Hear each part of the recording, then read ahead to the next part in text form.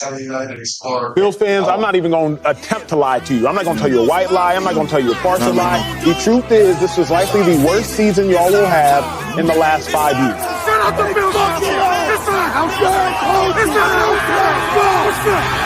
Yeah, we the Buffalo Bills. Yeah, we the Buffalo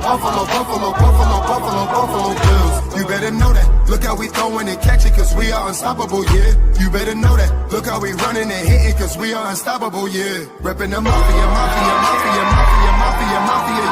Reppin' the mafia, Bills, mafia, yeah. You better know that. Look how we throwing and catching, cause we are unstoppable, yeah. You better know that. Look how we running and hitting, cause we are unstoppable, yeah. Homie, now listen, everyone play their position. Buffalo got a tradition. They say we tripping, they better get out our way. Top of the table, we flipping, we on a mission. Got an unstoppable team, continue to follow your dream by any means.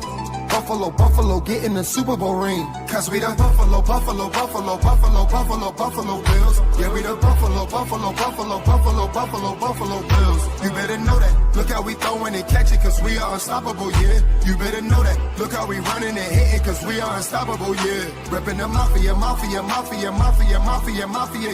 Reppin' the mafia, Bills, mafia, yeah. You better know that. Look how we throwing and catching, cause we are unstoppable, yeah. You better know that. Look how we running and hitting, cause we are unstoppable, yeah. Mafia up in your city, time to get gritty. Screaming and yelling, we bugging. Look at the red and blue. This Stadium is an MVP year for Josh Allen. As an MVP voter, I said this last week. Josh Allen, he looks like an MVP. When you vote for MVP, and I can speak for myself, I think I'm one of 50 voters, you look at a couple things. Who's the best team in football? Who's the best player on that team in football? What do they look like as the best player on that team in football? And how much talent is around that best player on that best team in football? Cause we the Buffalo Bills. Yeah, we the Buffalo.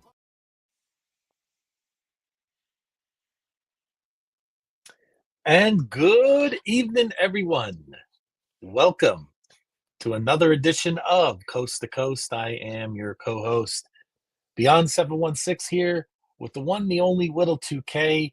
And Whittle, all I can say is, feels like forever. It's so close. We got one more sleep, less 23 hours till we kick off the NFL draft, and probably give or take 25 hours to the Bills pick, depending on what Big Baller Bean has in store. So the day has arrived.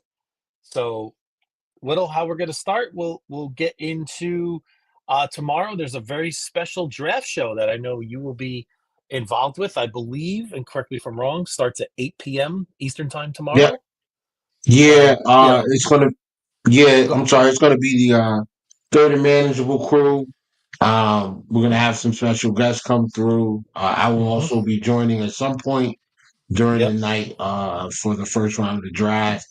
I'm like those guys are big time stars.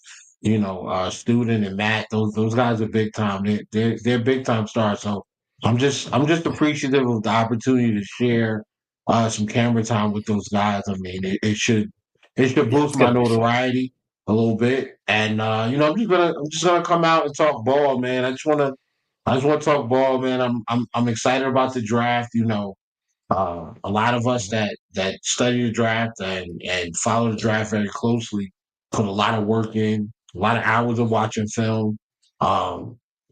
Spent a lot of time watching Derek Harmon today, you know, at work, you know, just sneaking it, you know, watching it whenever I could to try to, you know, get a good understanding of the type of player he was. So, you know, man, I'm looking forward to it, man. You know, we'll have this show tomorrow, and then Friday will be day 2, and then you know we'll have some coverage for day 2, and then Saturday is the big one. That's day 3. It's day 3 is like an all day event, and we should be fairly busy day 3 because the Bills have a lot of. Right now, they have 7 selections for the day 3 from rounds 4 through 7. So yeah, absolutely, yep. So look for that content. Definitely join Whittle tomorrow.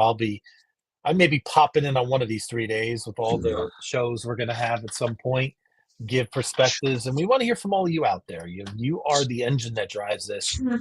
All the comments that we have in our great comment section. Sabres, dude. I'd like to see a Sabres fan kick this off. There we go. Sabres have been so dreadful. It's nice to see some Bills talk, right? So, Nautica, Merry Draft Eve. Can't wait for Trey Amos to be a Buffalo Bill. Preach, Nautica. Speak that into existence. As you know, Whittle has been on Trey Amos before a lot of others were. And I'm in the Trey Amos camp as well. So, definitely say hello to Real Deal Prime. He's frequent member of our Sabres pod. Welcome aboard to the Bills pod. So good to see you all here. So, Whittle, away we go. So, about a day before, you have digested more than I can imagine in this draft. Where, and we're going to definitely get into that, as we go forward. And we're also going to get into some of the other news that is going around with the Bills. Would you like to start with the news before we get into the draft coverage? Would you think that'd be a good place for us to start? So why don't we start with a guy that I've been following this team for 40-something years. I could count on my hand how many players I respect. If I'd say the top players I respect in Bills history, this man is right towards the top for me, right? And we all know who it is. It's number 27. Trey White is back with the Buffalo Bills, where he belongs. And Whittle, I want to get your initial reaction, and now that you've had a little time to digest it, how do you stand in terms of bringing back Trey back to Western New York? I'm usually not a huge fan of bringing guys back after they leave. I feel like the Bills do a great job of moving on from guys when they need to, sometimes even a little too late. I absolutely love bringing this. Man. I just, it never got dusty. It was in the closet, man. It's looking pretty clean. It looks like it's been well kept. Yeah, so I had to take the dry cleaner. I had to take the dry cleaner tag off of it, man, before I put it on. Scratching my neck. What little bit of neck I have, right? No, but listen. I've been watching the Bills since late '80s, early '90s, man. And through the years, I've had some favorite players. I was a big Nate Clements fan. I love Nate Odoms. Obviously, Andre Reed was, one of my favorites. There were tons of guys over the years. London Fletcher.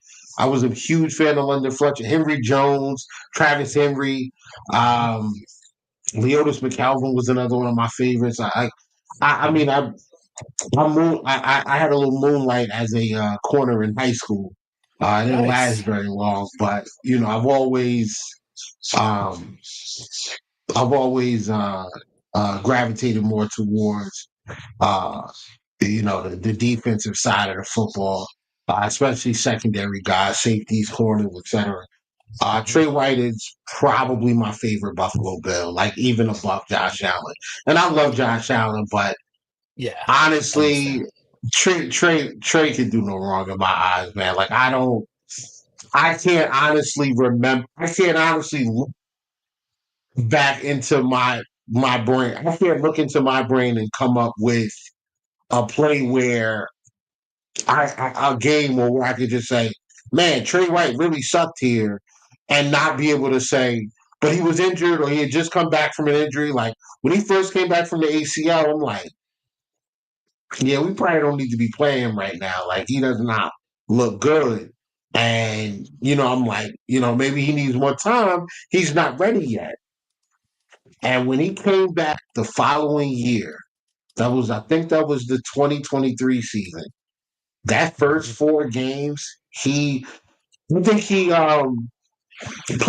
really good against Garrett Wilson in that first game against the Jets. Then there was like a series where Devontae Adams was really, kind of carving him up. against the Raiders in week 2. But from that, like, first series against the Raiders until the Miami game, Trey was like lights out. Lights out. Mhm. That interception he had on Sam Howell when he in the end zone. I mean, listen, Trey White, my favorite Buffalo Bill. I'm so happy he's back. Uh, if you go and watch the his press conference where he's talking to our media guys, and you can see him fighting the emotion, trying not to cry. He mentioned it multiple times of how he always wanted to only play with one hat and one jersey.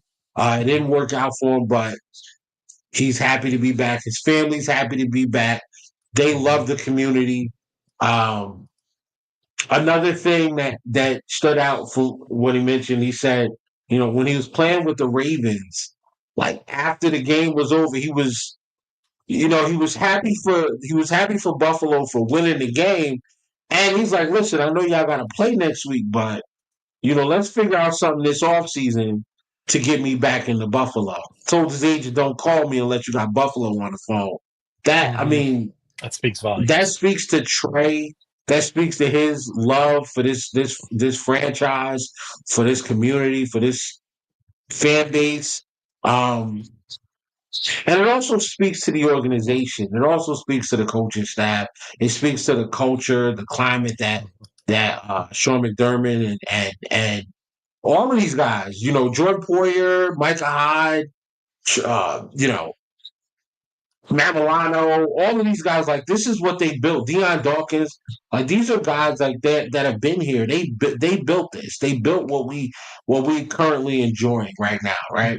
2017, and scratching their way into a playoffs after being, out of it for so long, and then 2018 missing the playoffs, then 2019 coming back and making a wild card and being in a really close game that was stolen from them. I mean, let's be honest. And then 2020, really establishing themselves, this franchise as a Super Bowl contender, and never kind of falling out of that. It's good to have him back. I've said this before. I don't want. I want the Bills to win a Super Bowl, but I don't want the Bills to win a Super Bowl without any of the original guys not being here. We still got Matt. We still got Deion. Trey's back now. I want us to get a ring for those guys. So, I'm excited. He's excited. He immediately elevates the level of the cornerback room. Like a week ago, we were talking about Dane Jackson being CB2 potentially. Now it's Trey White. Trey White, didn't have the greatest year last year, but he did have a solid end of last season. And the last time he had a solid end of a season, he came back the following year, he was lights out. Now, do I expect Trey White to be vintage Trey White? No, but I expect him to be a more than serviceable, above average CB2 in this in the league. And we may not even need that because, Lord willing, tomorrow night around 2 hours from now, if we go 26 hours from now, the Bills will be up at pick 30, and hopefully they take Trey Amos, and then we're absolutely. Yes. Hey, listen, just to put a bow on Trey White, couple items, Whittle. As per Spotrac, he counts $2.88 million against the cap this year, but he also carries that $4.13 million post-June release from last year. So he's got a $7 million cap hit, kind of like a half, like Sal Capaccio tweeted, one dead cap, one live cap. It's a very unique situation. Just to give you an idea how the contract breaks down. One last thing about Trey. There's very few players that, whenever they've gotten hurt or something's happened, that's moved me really to tears, literally, right? Obviously, DeMar Hamlin was such a scare. That was such a horrible situation, right? But to speak to how I feel about Trey White and what he's meant, when the non-contact play against Tyreek Hill, where he tore his Achilles, I You know what I mean? Like, there's you always feel bad for anybody that gets injured, right? But that injury with Trey White, it almost ruined the whole week for me. That's how much I love Trey White. Just seeing the look on his face, and you just knew it, and you could just feel the pain of Trey, right? And we've said it a million times. There's very few players that I can think of, if the Bills go to Santa Clara next year, up by San Francisco, and win a Super Bowl, very few players that I want to see towards the front of the podium more than Trey White. He's got to be one of the front and center guys. So, he'll be no good up there, man. He'll be no good. And he'll be crying. Yeah. He'll cry the whole time. Oh, it'll be amazing. And, and again, for anybody, I always say, anybody out there, if you ever watch Trey White speak about his extension and how happy he was to help his parents, if you don't like Trey White after that, I got nothing for you. I really got nothing for you.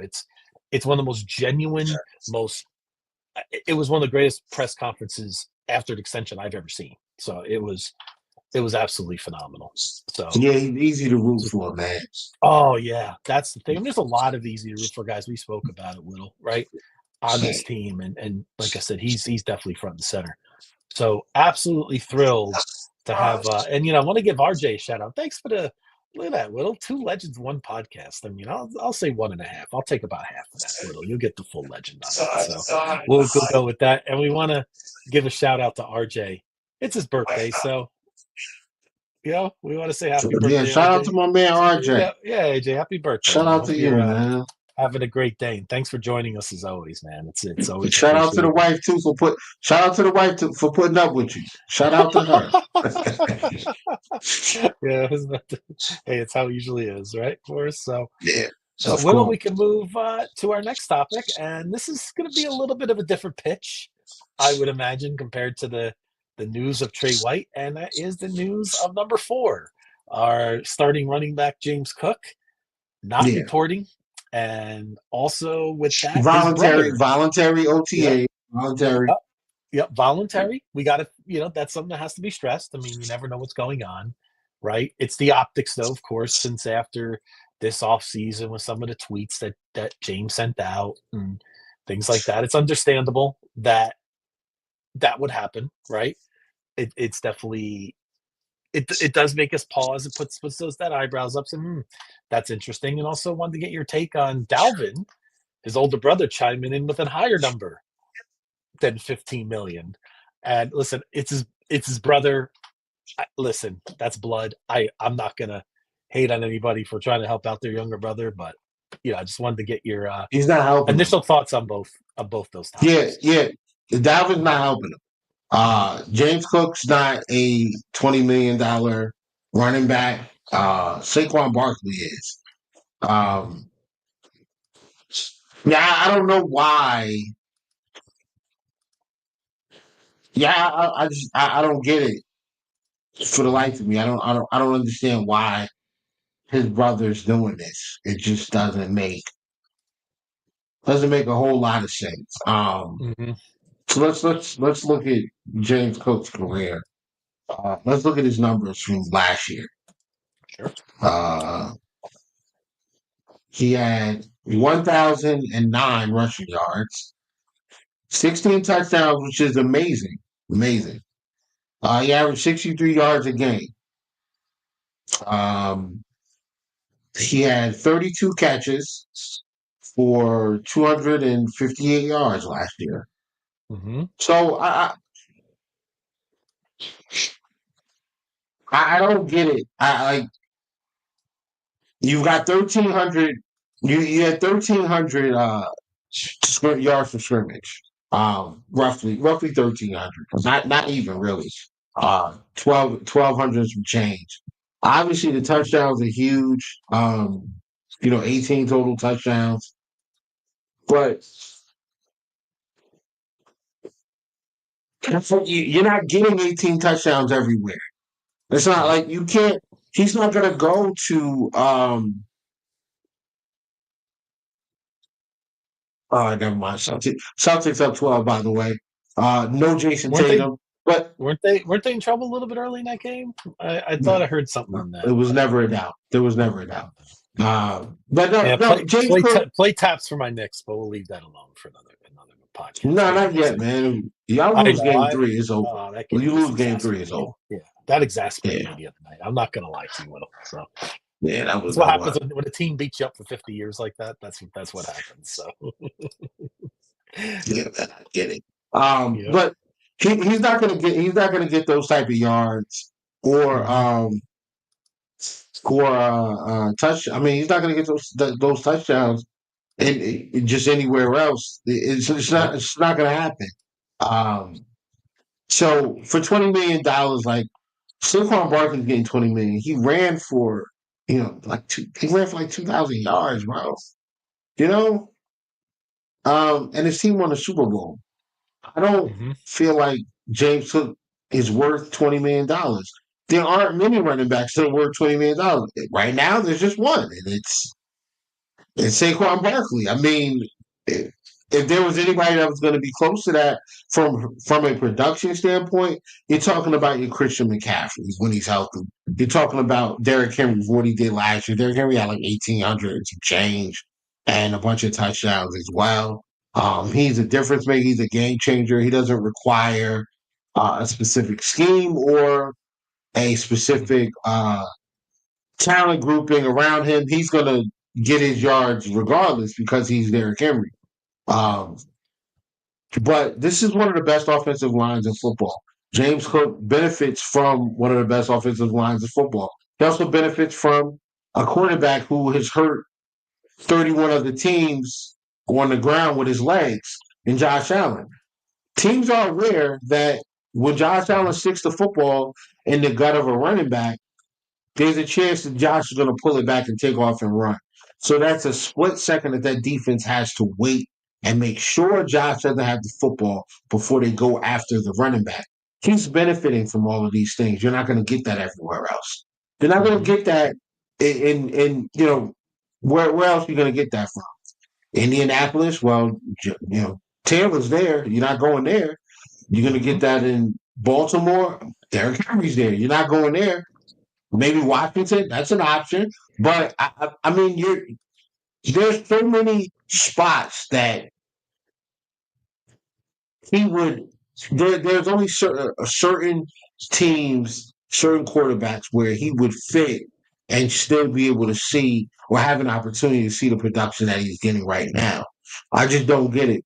And Dalvin Cook putting $20 million out there makes no sense. He's not getting it. Yeah. So I think $15 million is an overpay. He's not going to get 15. I think anything under $9 million is kind of a slap in the face. You still have to respect the juice. You still have to respect the dual threat ability as a receiver. How, he is a big play waiting to happen. All those different things. He can make you miss in a phone booth, and then he can outrun pretty much everybody. So anything under $9 million, I think, is a slap in the face. Yep. I think fair is between 10 and 12. Between 10 and 12, I think that's doable. I think that's fair for what he gives the team. You also have to take into account that he's not a pass protector. No, he doesn't do good in pass pro. That's why we had to pay Ty Johnson. Ty Johnson is the third down back because he's an excellent pass blocker. So these are the things that you have to take into account. I just don't feel like they are taking those things into account. I don't know what the contract negotiations have been. I heard that the Bills went to him and tried to offer him $7 to $8 million. I think that's a slap in the face. I won't be upset if that was me, if I was in his camp as well. But equally so, you went to social media and you're asking for at least $15 million and you're not putting that type of production out there. So I don't think it's a thing yet. I'm hopeful that, once the mandatory schedule gets going and he shows up and they get to talking again and being his agent, can sit down and come up with a number that makes more sense for both parties, where everybody can walk away happy and feel like they accomplished what they needed to accomplish. I just kind of feel like the way that he's going about it is kind of, and he put his house up, put his house for sale. He put his house on the market in Buffalo, which is also not a great sign that you're trying to get things done. I don't know, man. This is a bad situation, and it just looks like it keeps getting worse. I hope he shows up to the mandatories. I hope they sit down and they can iron something out. Would love to have James Cook going forward, but uh, if it's not possible, it's not possible. There is a business side to this, so it just kind of is what it is. Mm-hmm. Absolutely. And the thing about James Cook is, he had a very similar year the year before in 2023. He had 1,100 yards. He had more receptions. He had more yards. He averaged less per carry in 23, but there's a difference of 16 touchdowns to 2. Perhaps Whittle, the guy, is more of an 8 to 10 touchdown guy than probably. I don't think he's a 2 touchdown guy, but maybe 16 was just a little bit on the high side last year, right? So maybe he settles into 10. So, you just got to look at James Cook for what he is. He's one of the better running backs in the league. He's an excellent player. He's a Pro Bowler for 2 years, but he's definitely in that tier 2 of the top running backs. You never get him confused with Henry or Saquon Barkley. And that's not a slap to James Cook. He's a fantastic football player. But again, I think if he's going to be a big problem, then they really got to think about long and hard what they're going to do this offseason. And we could see something as soon as this weekend. I personally don't think we're going to trade him, Whittle. I would be very surprised at this point, unless Brandon Beane just has some kind of grade on a running back that he sees he can't miss on, or if there's some kind of trade or some team that's going to pay a lot for James Cook, but I just don't see it coming, to fruition this weekend. I trade him for a future second. Even if you had to throw a fifth to make that second happen, would you do it? Yeah, I wouldn't care. You're okay with that? Okay, because that's what I feel in my gut. That's what they would have to do to get that second round pick. We talked about Washington before, right? They have a late second, if I remember correctly. So that would. Yeah, I would. It wouldn't even need to be a second this year. I would trade him for a second next year. Oh, okay. So you're ready. You're willing to part with that, and then we still got plenty of picks for this year to move up. Maybe get a running back, maybe in the third or something along those lines. So plenty of options that they'll have at their disposal. Yeah, it would have to be a second. It would have to be at least a second next year if they want to get a pick back this year. I would be willing to do that. I think having 2 second-round picks is huge. And this is a deep running back draft. I would be perfectly fine with going into the season with Ty Johnson and Ray Davis, and then taking a rookie and working that rookie in. Whether it's Jaden Blue or a Brashard Smith or a Bilal Tootin, I'm fine. It would not. It would not bother me. And not because I don't value what James Cook brings to the table. It's because I don't like the drama. We dealt with that Stephon Diggs for 2.5 years or whatever it was. James Cook was here for most of that. Why would you conduct business this way? So that's where we are, and I'm fine with letting you go, man. I will say this. I could feel this from Chris 716. If we trade with KC again, I'll lose my shit. You know what? Yeah, I'm kind of over trading with KC, even though I still have no issues with that trade last year. I'm just tired of hearing from Chiefs Kingdom about, hey, you're supposed to be just steaming mad about trading with the Kansas City Chiefs. I can give a crap less. We got Josh Allen out of it in some way. We got Keon Coleman. We're good over here, right? We're good on this side. So as far as I'm concerned, I'm okay with it. But I do understand what Chris is saying, though. I just wanted to put that out there and go forward. Well, Whittle, we're about a half hour in, and here the Bills fans got to pay the bills. And then when we come back, just to let everybody know, we'll get into the press conferences that we heard this week, and we'll talk about Keon's media appearance, and then your favorite thing to do, Whittle. We know it's how we're going to end the show today. It's like none other. So it's mock draft time, ladies and gentlemen. So without further ado, we will pay the bills shortly, and we will be right back. What?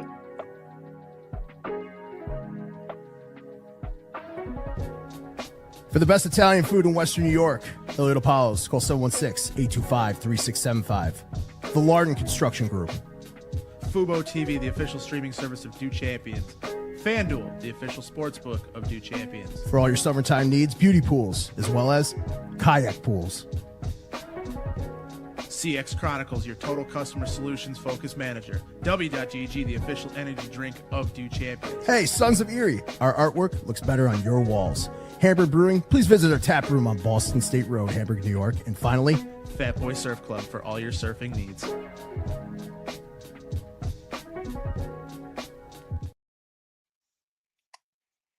And we are back. And one other thing, Whittle, before we go forward, everyone out there, please, if you haven't done it, go to Do Champions on Twitter, at Do Champions. Go to the top. We have a great contest to give away, and they're giving away a authentic signed Christian Benford jersey. All you got to do is simple. You got to go to our YouTube, go to Do Champions, subscribe to us, and you can go to the other platforms as well to get an extra entry. So definitely go there. It's a great contest that they're going to give away tomorrow. So make sure you go check that out. We appreciate any likes and subscribes to us, and again, any of our great shows here at Do Champions. So Whittle, we are back, and we could pivot into, and it was great. Wasn't it great to see, even though we have a long way to season, it's great to see them back in the building, isn't it? To see Josh in there, coming in and doing his thing and getting a Brandon Beane press conference. So where would you like to start first in terms of press conferences today? Well, I wanted to put this out really quickly. I know that there are, and this is about the draft. So I know that there are differing opinions in Bills Mafia about who we should draft. Even if you're not a Bills fan and you feel like you feel very strongly about the Bills drafting a certain player or a certain position group, listen, let's talk about it. If you feel like you have a argument against going defensive back, cornerback in the first round, because that's where I want to go. I want to go cornerback in the first round.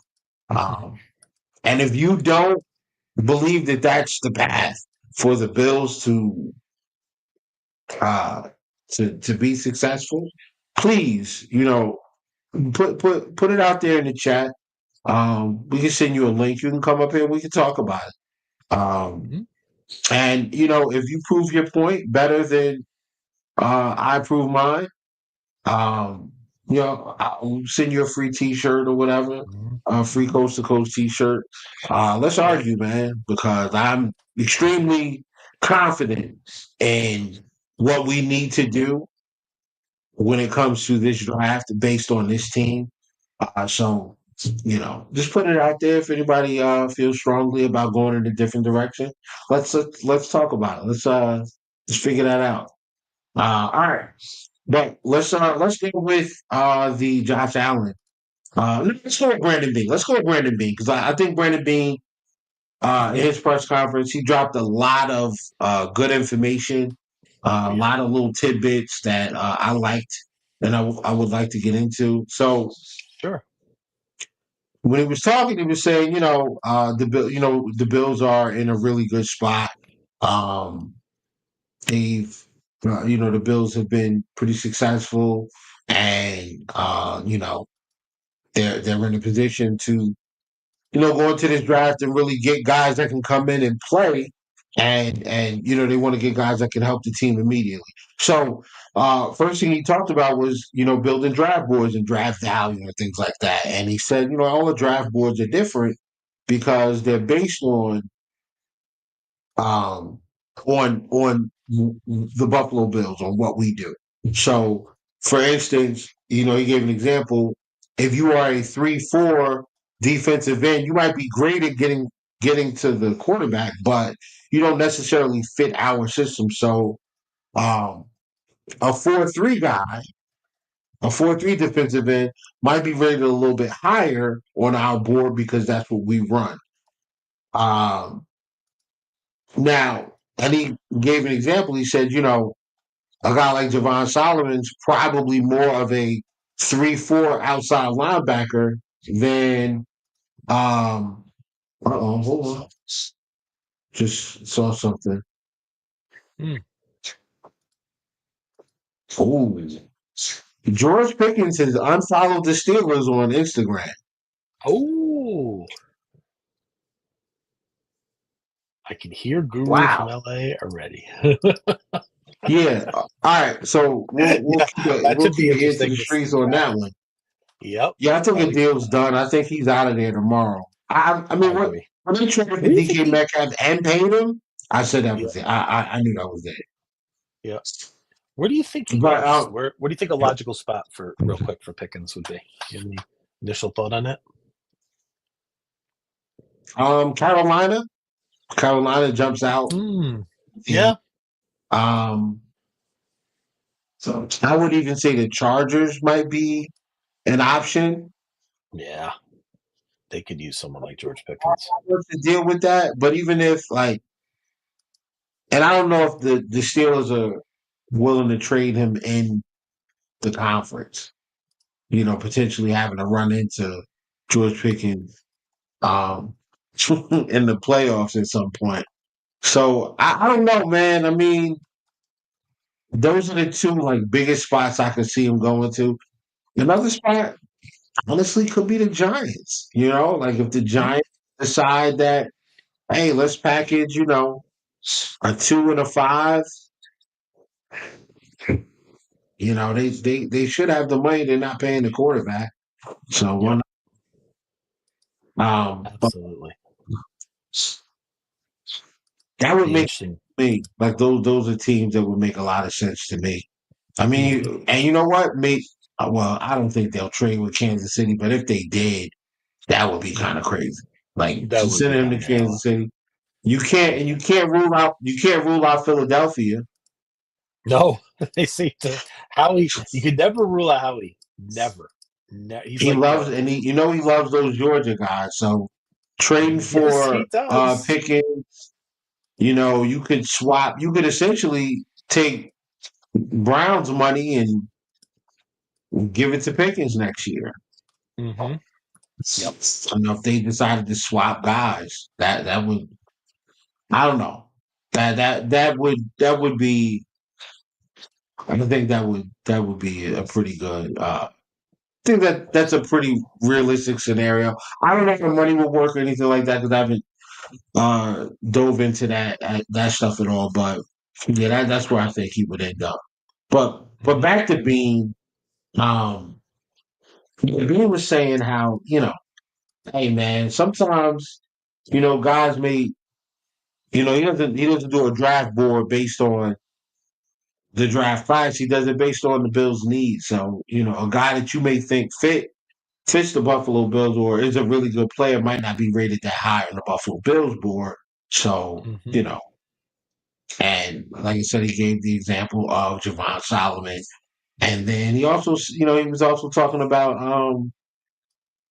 when you're researching these prospects, sometimes it's a little more difficult to get a good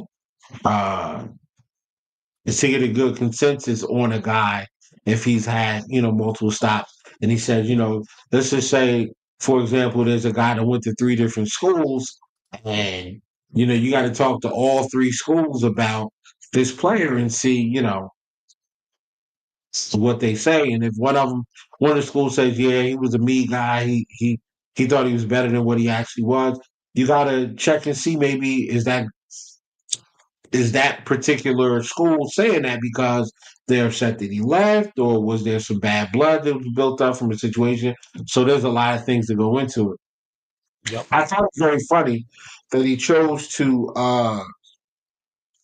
use an example of a guy going to 3 different schools because there's a player in this draft that did go to 3 different schools, and he is a cornerback from coming out of Ole Miss. Trey Amos started out in Louisiana Lafayette, transferred to Alabama. I think he spent a year at Alabama, and then transferred to Ole Miss, where he got the opportunity to start. And here we are. A sub 4.5 40 later, and this young man is flirting with the first round. So those are some interesting tidbits that he talked about.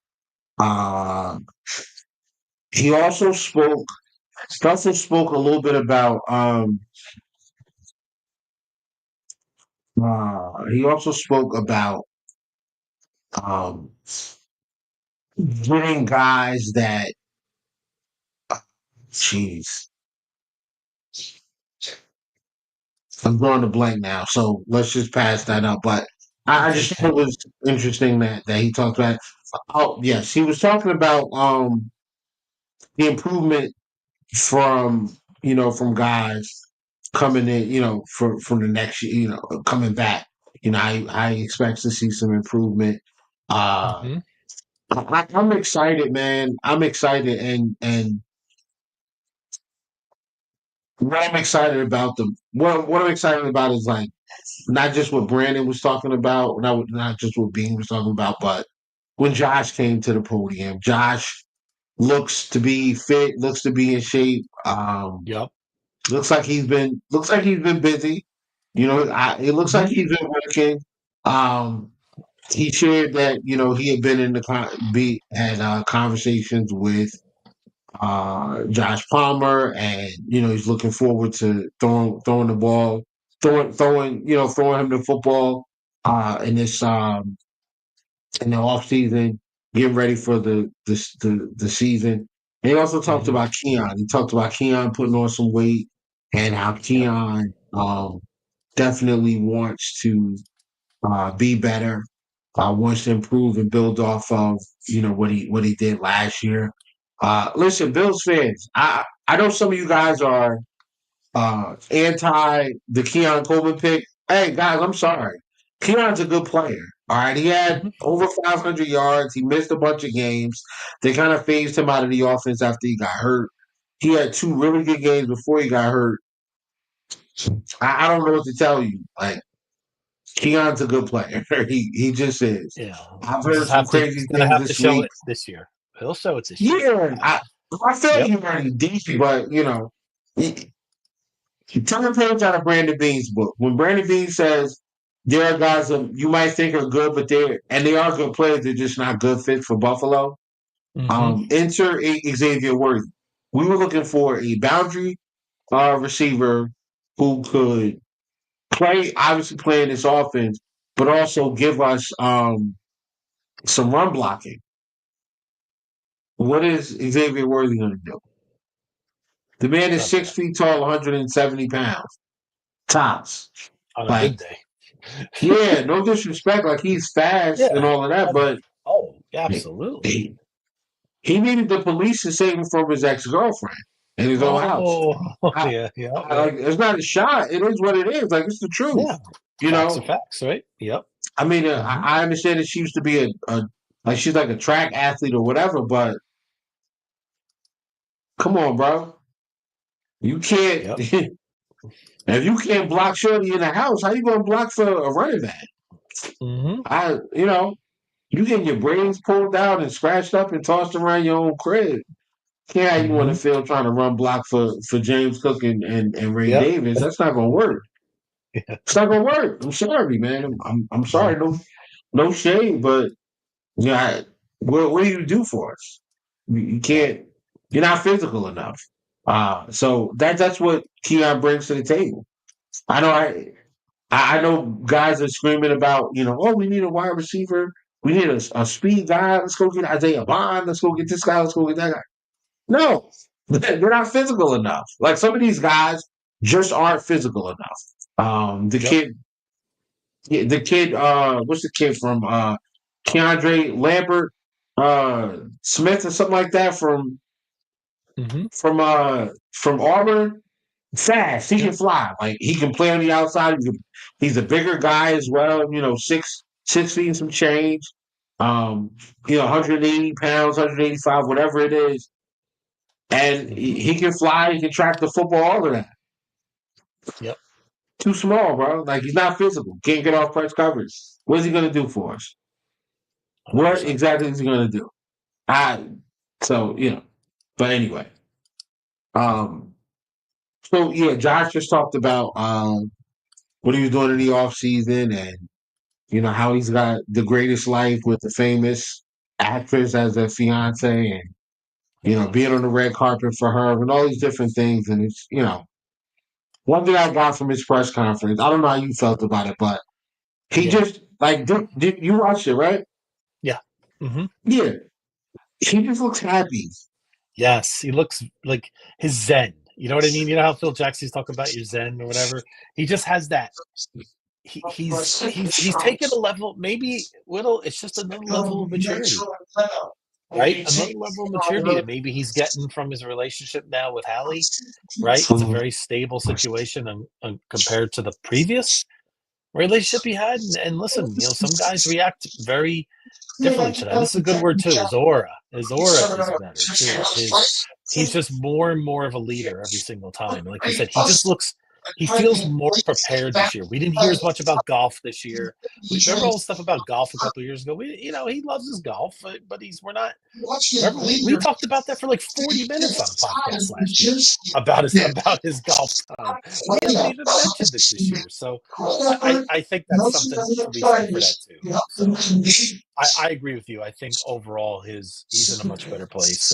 And I think the whole organization's in a much better place. I mean, even just the way Brandon Beane was talking yesterday, like you said, about how they feel. Even though we didn't get to where we wanted to go, I think he knows we're set up well for the next few years.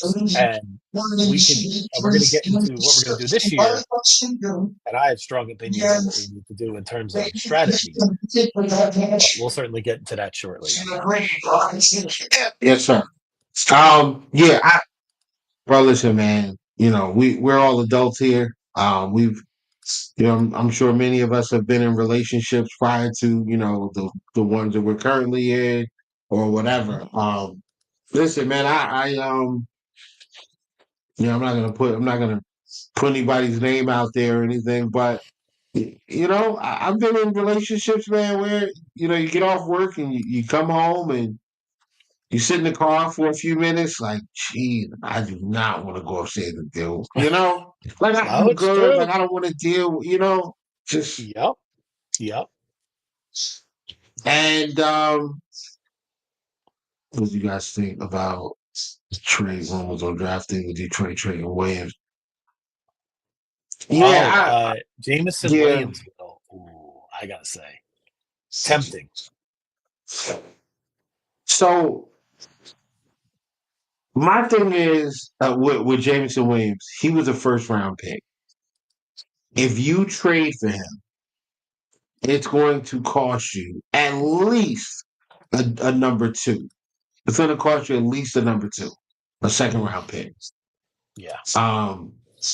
And then where does he get snaps? Because don't get me wrong, like obviously he's good because he's fast, he can track the football, all of that. Like we get it. He's a burner. Exactly what this offense needs. But you just paid Josh Palmer $12 million a year to be a wide receiver.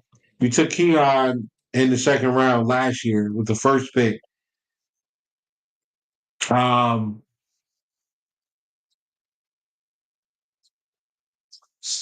Shakir just got an extension, $14 million a year, whatever it is. And Curtis Samuel's making $8 a year.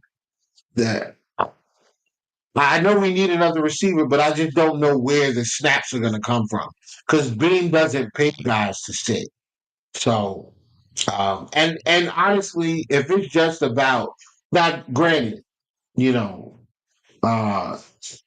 Williams is a first round talent. Alabama guy, Georgia, Alabama guy. I,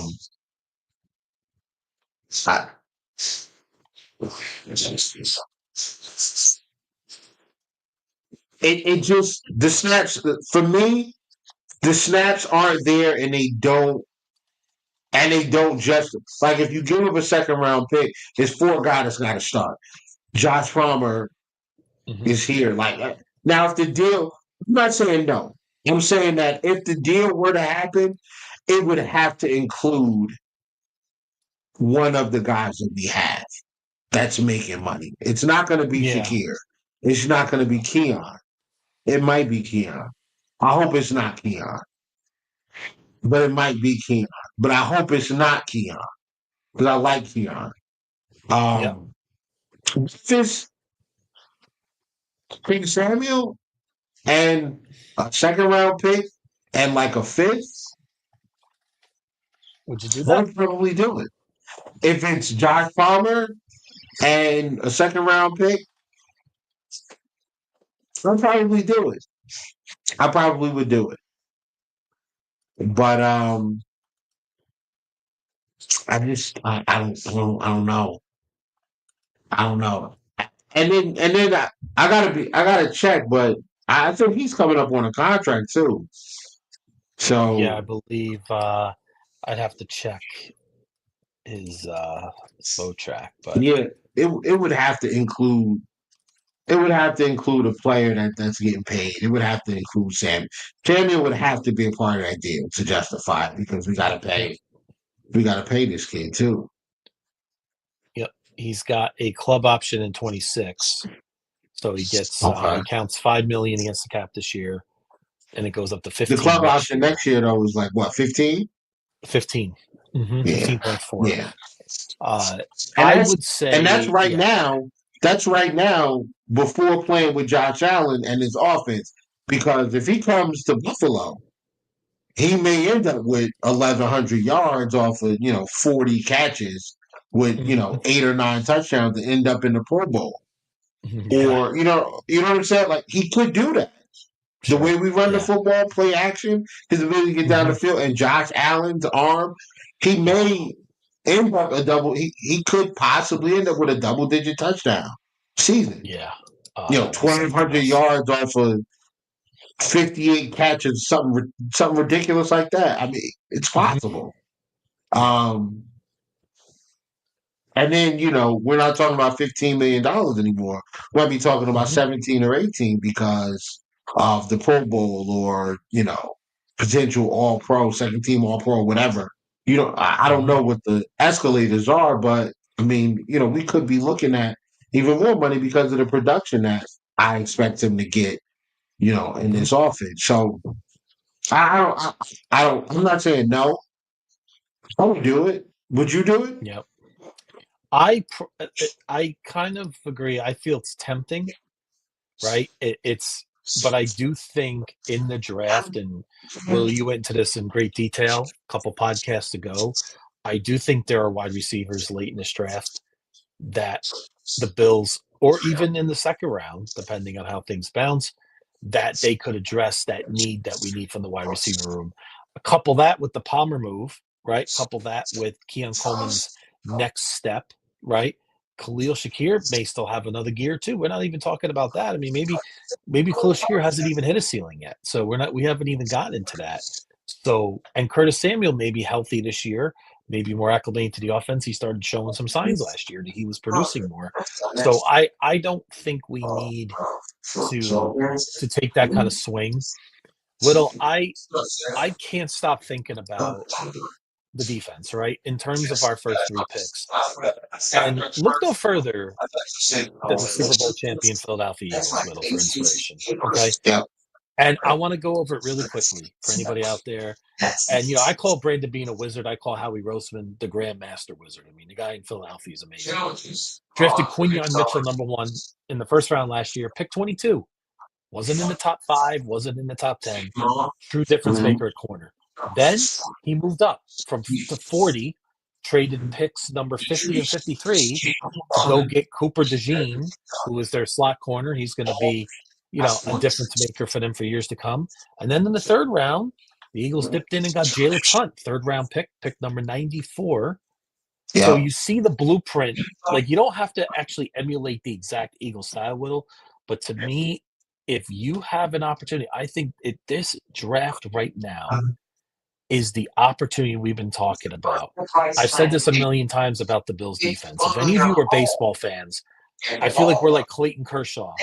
I don't know if you know who he is with the Dodgers. Great regular season pitcher, okay? In the playoffs, he's okay, right?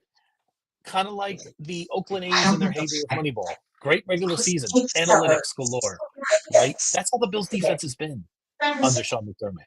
Playoffs, we have up and down results, and you and I both know it. If you have a chance in this draft to get 3 difference makers, right? Either at safety, a corner, or a one tech, and if you could put together this defense and make it a true, we need playmakers in the defense. We've seen it. You don't scheme and fool guys like Patrick Mahomes. We need better cover corners, like you said. We need to hold that coverage better. Our edges are fine. You've said it a million times, and you're absolutely right. And it's time to put that to action. This is the draft to do it, and I expect Brandon Beane to come out with 3 players similar to that come Saturday night. Yeah, I'm hoping we do as well. But I'm not even gonna try to add to that, man. Like you hit it right on the head, man. You hit it right on the head. I can't even, say it any better than that. That was the truth. This is our time. I mean, we are right smack in the middle of the Josh Allen era, or maybe we still got longer than we realized, right? For that window to be open. Now is the time to address that defense. Everybody out there, listen, defense wins championships more than we realize. You and I both know it, right? If you go look back at Super Bowl champions for many, many years, right? It's great. You got to have the QB. We all know it, right?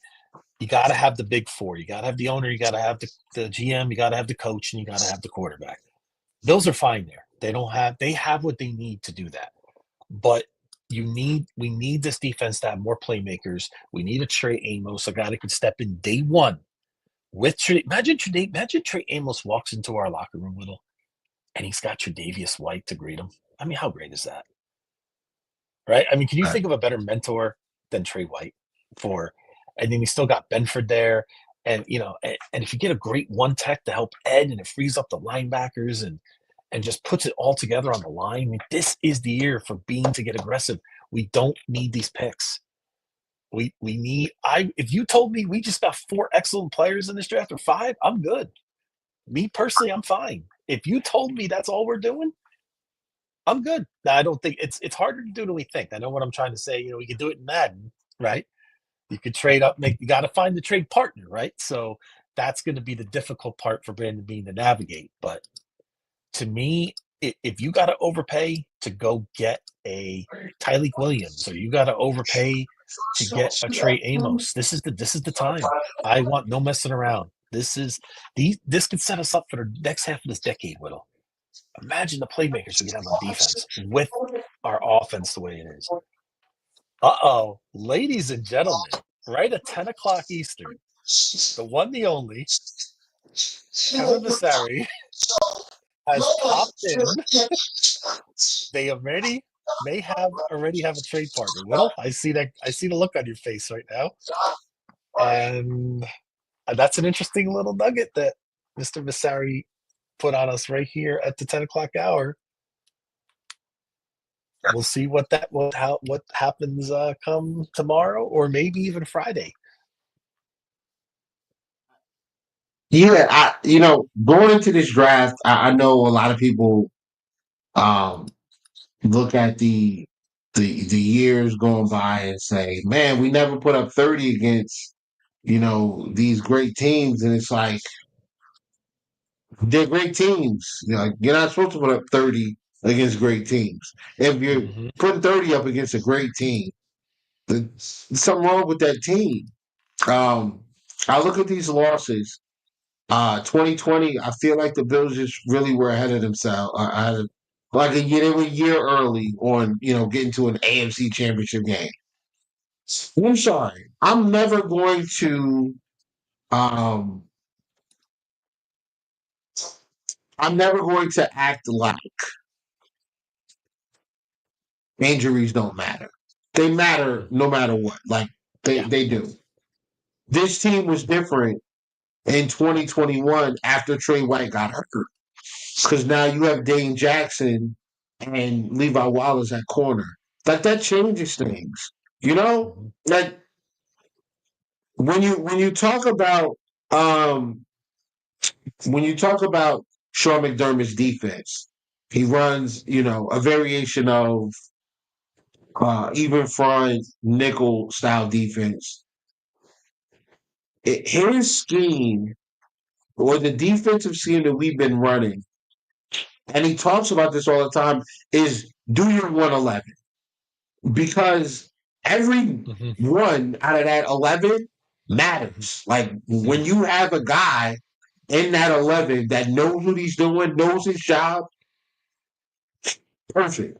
But then when you have a guy who knows what he's doing in that defense, knows his job, and then has the talent or the athletic ability to improvise within the scheme in order to make plays, that's why Jordan Poyer was so good. Jordan Poyer wasn't a great athlete, but Jordan Poyer knew where he needed to be. He knew what the defense was asking him to do, and he just knew how to improvise and make plays on the football. So when you take a Trey White away, who had been an all-pro, first team all-pro, like he was one of them ones, okay? When you take that guy off the defense changes. It just does. 2021, that's what happened, guys. Trey White went down, the defense changed. We didn't have a comparable backup to come in and do 80% of what Trey White does. They just couldn't. Levi Wallace can't run like he's not that. He wasn't that. Dane Jackson wasn't that either. It is what it is. 2022 against the Bengals, no Daquan Jones. Von Miller went down. The pass rush immediately took a swan dive after Von Miller went down. When Von Miller went down, that was it. Pass rush was gone. No Daquan Jones for that game. No Christian Benford for that game. No Micah Hyde for that game. Like, we were extremely depleted. You mean to tell me that you expect to get the same results from that defense, missing the starting defensive end who was leading your team in sacks, pressures, everything. One of the league's best at the time he got hurt, and getting to the quarterback and getting the quarterback down. You're missing your starting one tech that you paired with your undersized three tech who was having a solid season whenever your one tech's on the field. You're missing your starting CB2, and you're missing your starting free safety, your center fielder. You expect the same results, but we replaced them with DeMar Hamlin and Deke Marlowe. Like, those are the replacements. I'm sorry. So when Bulls fans say things like, I'm blaming the coaching staff, we're going to blame the coaching staff for 13 seconds, fine. That was a terrible sequence of events. It was just terrible. From the coaching staff to the execution on the field, all of that. Like, from the kickoff all the way to, yes, terrible. Game should have never went to overtime. Outside of that, no. I can't really pinpoint where we're going to just say this is all McDermott's fault. 22, I don't see it. 23, Benford out. No Micah Hyde. Jordan Poyer definitely a shell of himself. Actually, did Micah? No, Micah wasn't there. I don't think Micah was there for that game. I don't think so. No Milano. Daquan Jones, I think we had just got him back a couple games before. No Benford. Russell Douglas was playing on a bum knee. Mm-hmm. Was Bernard out too? I think we were missing Bernard and Bernard was Milano out. that game. We were. Yep. Yeah, so I mean, you missing 4 starters on your defense. You expect the defense to still perform the same way against a top 3 team in the NFL? Come on, guys. I don't like losing either. But let's be honest, okay? Absolutely. Let's be honest. Let's be realistic. Let's be fair here.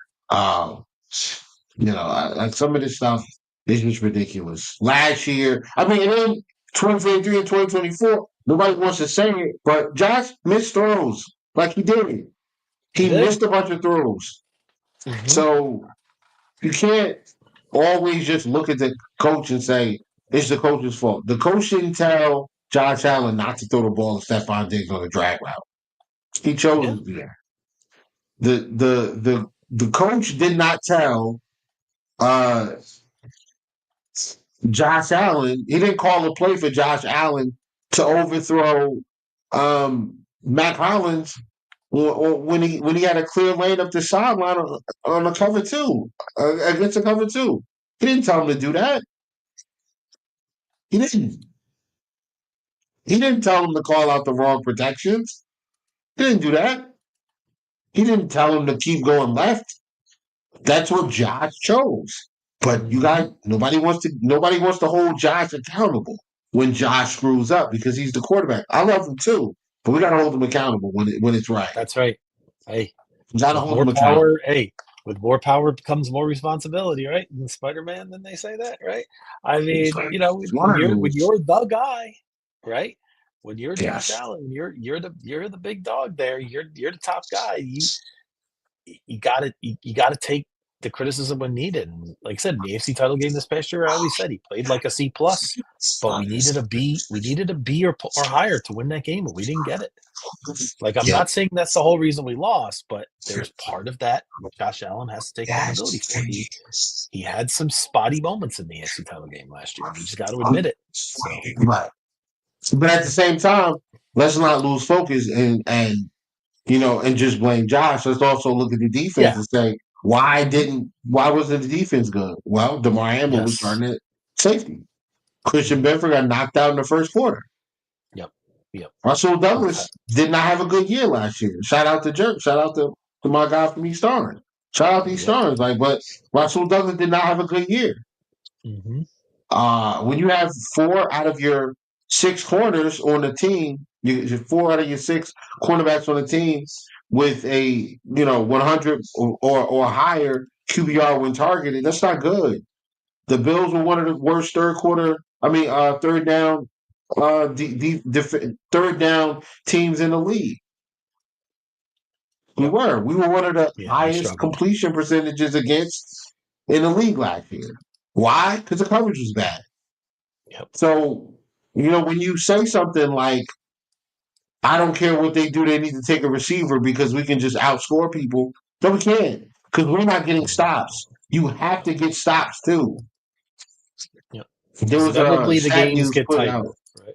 Yeah, I'm sorry. Stat News, one of the Bills accounts put out. Yeah. In the Super Bowl 59, the Eagles got 9 stops in a row against the Kansas City Chiefs. Stopped their offense 9 times in a row. All of the games that we played against Kansas City in the playoffs, since Josh Allen's been here, we've got 9 total stops in all of those games. We played them 4 times. Wow. Guys, come on. Like the writing's on the wall. You just don't want to be wrong.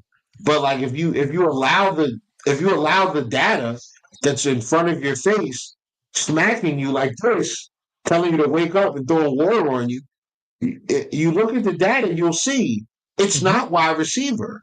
We're scoring points. We have to get stops. How do you get stops? You get better players on defense. I'm tired of hearing we do such a great job with day 3 corners. We should just push corner off until we get to day 3. No. Gabe Not a Davis is a good sustainable day model. 3 receiver. Khalil Mhm. Shakir is a day 3 receiver. We do great with those receivers too. Why don't we just put receiver off till day 3? You don't want to hear that. They don't want to hear that. I guess we They, should they just keep want trading Matthew down. Golden.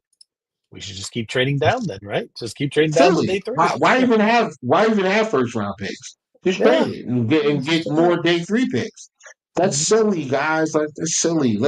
I'm not trying to I'm not trying to make any enemies. I mean I'm sure I will anyway, but I'm not trying to make any enemies. But I mean let's be realistic. Mhm. It doesn't make sense. Like let's put our common sense hats on, guys. Okay. Well, my mother Yep. says, common sense. It ain't that common. Well, I actually no, that's not her saying. I think that's my saying. That's a Whittleism? She Okay, I stole it like from that. me. Okay, Yeah. there we go. I Oh, think she okay. stole, but she might be I think you just watching. So, coined Ma, the that's her phrase. saying. Let me know. Yeah. But don't embarrass me in front of my friends, please. All right. Thank you. But that leads us to the next part of the show. We're going to end off with a mock draft. And listen, if you disagree with any of the picks, please at me, okay? Little 2K, we can have a discussion. I'm off work tomorrow. I got time tomorrow, guys. I have time to argue. Okay? You want to argue about these picks? Let's do it. Time to argue. That's the best. Yeah. Because we can't keep trying to do the same thing over and over. You saying we gotta go get a number 1 wide receiver. Okay, we did that. We had Stephon Diggs and we didn't win. Mm-hmm. How about we try something else? Like, let's put a good defense out there. Like, let's actually give McDermott really good talent. That's not defensive line talent. Like, let's actually give him good players in the secondary now because that's his wheelhouse. Let's do that. Like, let's try to have the best secondary in the NFL in the playoff. And then we don't have to just have a completely crazy star set of defensive line. Let's just get a bunch of coverage sacks because they still all count the same. Yep.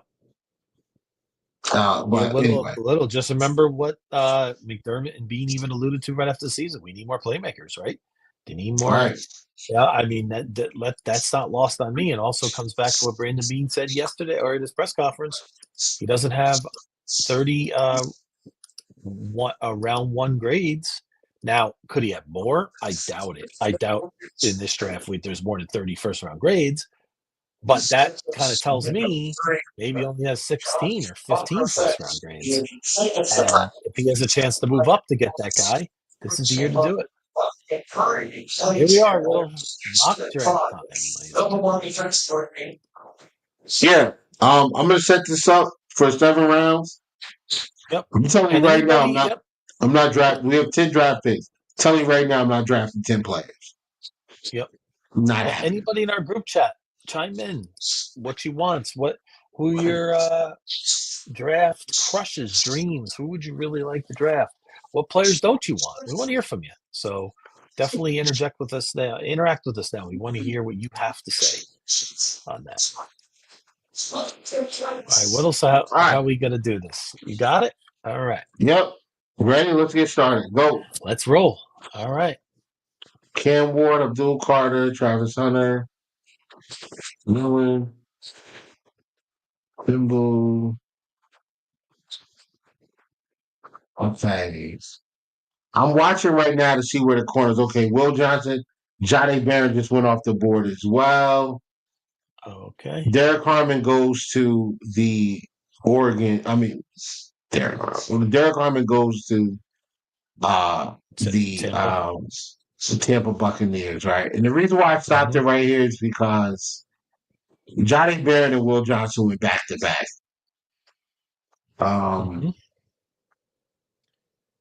There are a couple of teams who I think could go corner at this point. Green Bay being one of them, and the Vikings being another one. Yep.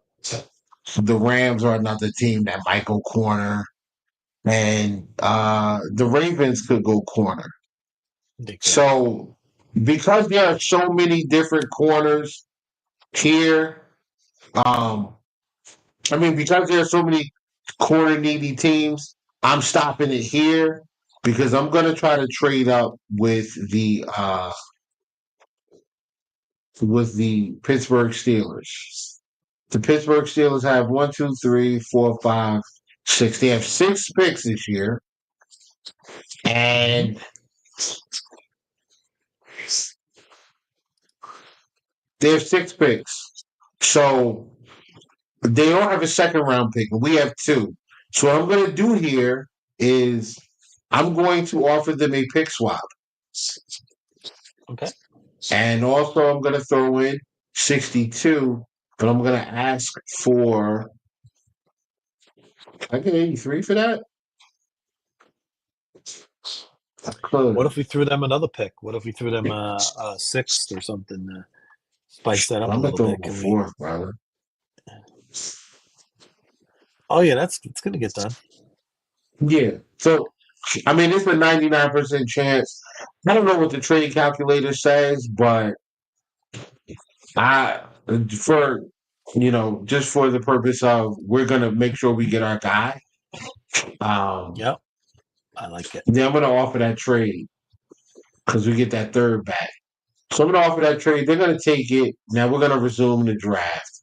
All right. So Kenneth Grant went right there. So now this is the perfect scenario for me as a Buffalo Bills fan who wants the Bills to go corner first. This is a perfect situation because now the 2 guys that really make sense in the first round for us to take.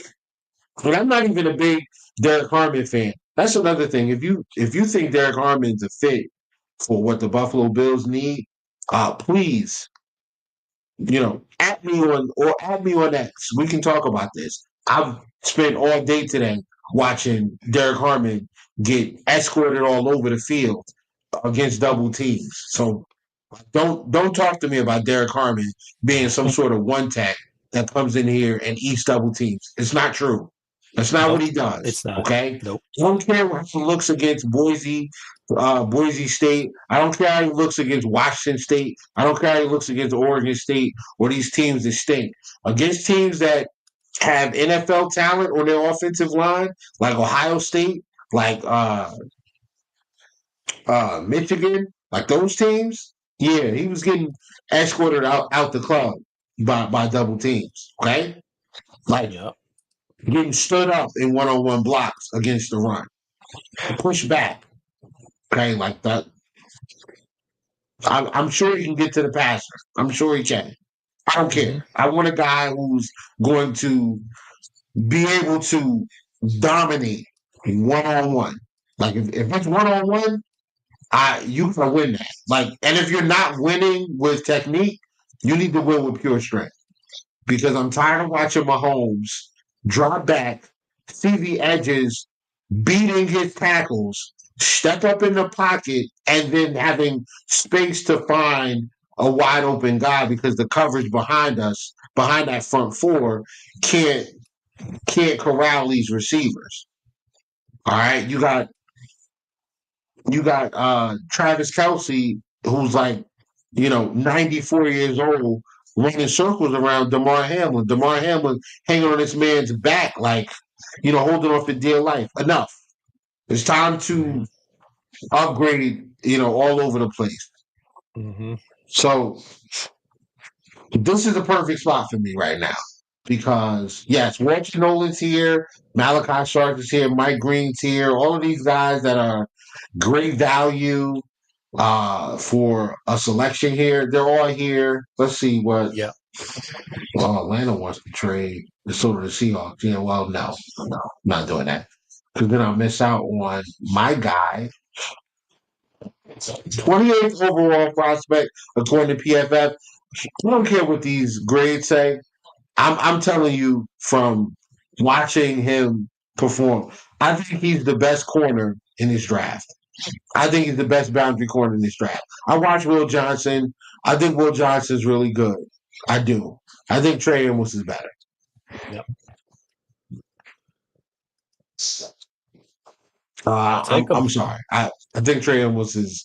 No, I'm gonna stand on that. I think Trey Amos is better. I think if Trey Amos spent, let's remove this guy, whoever this is. Hold on. Can we remove this?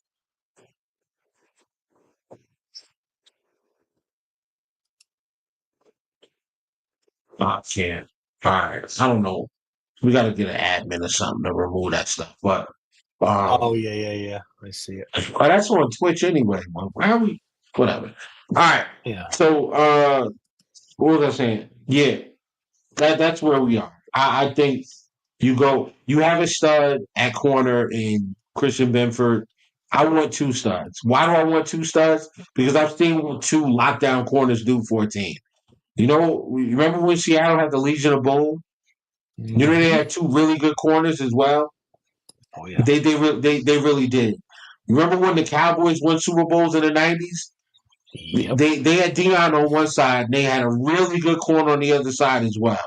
Remember when the Bills were really good back in the day, and they had Nate Clements on one side, and they had a really good corner on the other side? Yeah, remember when we had Stephon Gilmore, and then if we would have kept him 2 more years? If we'd have kept him 2 more years, we'd have drafted Trey White, and now you have Gilmore and White on the same spot. That's a great secondary. Yep. Get two lockdown corners. Remember the Jets when he went to back-to-back AFC championships with a terrible quarterback, Mark Sanchez? Yeah. You know why? Because of Darrelle Revis and Antonio Cromartie on the other side. Yeah. Little, that was the best. That was, quarterback aside, that was the best team in football in 2010, 2011. It's even football. If you get above average quarterback, if they had above average to good quarterback, they win a Super Bowl with that team. Yeah, they do. Mm-hmm. We have a quarterback capable, I think, talent level, capable of winning the Super Bowl. Let's give him that defense. Let's give him that defense to help him get there. Yep. Because when Burrow got to the Super Bowl, no, this is not a shot at Bengals fans, even though I know you guys are going to get mad and claim that we're you guys are going to be victims on what I say anyway. But it doesn't matter. Listen, Burrow led his team in the fourth quarter to field goals because that defense was giving up like 16 points a game. And they got to a Super Bowl like that. I would like the same thing. That would be nice to finally have. So Josh give me Trey Amos. Yep. Mm-hmm. Hello? Wait, who said this? That's weird. Okay. All right, so I'm taking Trey Amos here. And the reason why is because Trey Amos, in my opinion, is going to be a shutdown corner. I just think he will. All right, Starks went. Nicky McWarry went. Walter Nolan went. Okay. Hold on. Matthew Golden. All right, now there are two teams. Now I'm looking at the next thing is defensive tackle. Right? We need somebody, and the reason why I'm saying defensive tackle here is because I think we need to put somebody on the field who can either push Daquan Jones out of the starting lineup or be good enough to where he pushes Daquan, maybe doesn't beat him out to start, but we feel really confident. I don't think Maxwell Harrison, Andrew Solomon puts that. I don't think I like Maxwell Harrison. Excuse me, as a zone corner, facing the quarterback, able to play off coverage, use his speed and his quick twitch athleticism to come downfield and make plays on the football or make plays on the runner or the ball carrier. I do like that ability. I'm not really that comfortable with his coverage technique. I don't think he's great in man coverage. He's on the smaller side, so I wonder a little bit about his tackling. Not that he's not going to tackle. I think he's a willing tackler. I just don't know if he can come in day one and tackle at an adequate level to be a starter on this defense. And I do believe Trey Amos can. I do think Maxwell Harrison's a great player. I do think he's going to be a really good player, though. But fortunately for us right now, he's off the board. Sorry, guys. Maxwell Harrison is off the board. There he is. Went to the Raiders. All right, so now we're looking at our next pick is at 56. All right. I want to move up because if you look at the next few teams, the Bears have 2 picks, 39 and 40. One of those they're going to take a defensive lineman, I believe. And I like Tyreek Williams. Let's see. I like Tyreek Williams as a fit here. But there are other guys who I think make a lot of sense as well. And we are sitting currently with 1, 2, 3, 4, 5, 6, 7, 8 picks left. So you want to use 8 picks. Like, I don't think we need to draft 8 more guys. So I'm going to try to move up here. Yep. Yeah, I'm going to try to trade for 39. So I'm going to use 56, 109, 169, 173. Wow, so that's 4 picks for 1. It's giving me a 69% chance. But for the purpose of this exercise, I'm going to throw another pick there, and then I'm gonna get 230. Can I get 148? No. Can we throw a pick in 26? Oh. Or do we don't want to play that game yet in terms of our draft board? Nah, I don't want to trade anything in the future. Even though we got 3 7s next year. Who cares about those? All right. Let's see. 109, 169, 173. Yeah, that's 4 picks, man. Let's do it. Offer the trade. Oh, they said no? Wow. Let's see what they do for 41.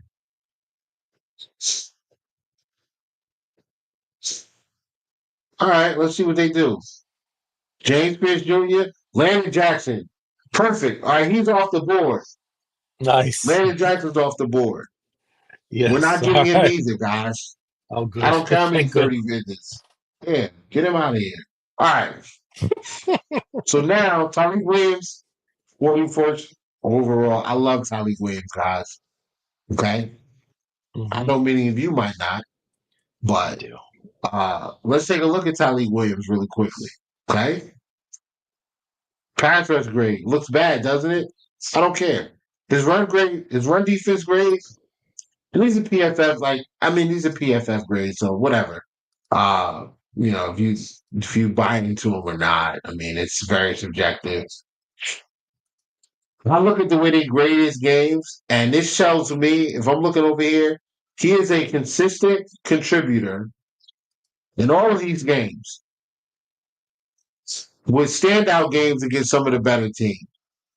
Iowa, Oregon, played well against Michigan, he had solid games against Michigan, Tennessee, Notre Dame, Penn State. Like, these are solid games, right? Solid game. But this is where I'm paying attention. This is what I'm paying attention to. 6'3", 327 pounds, folks. All right.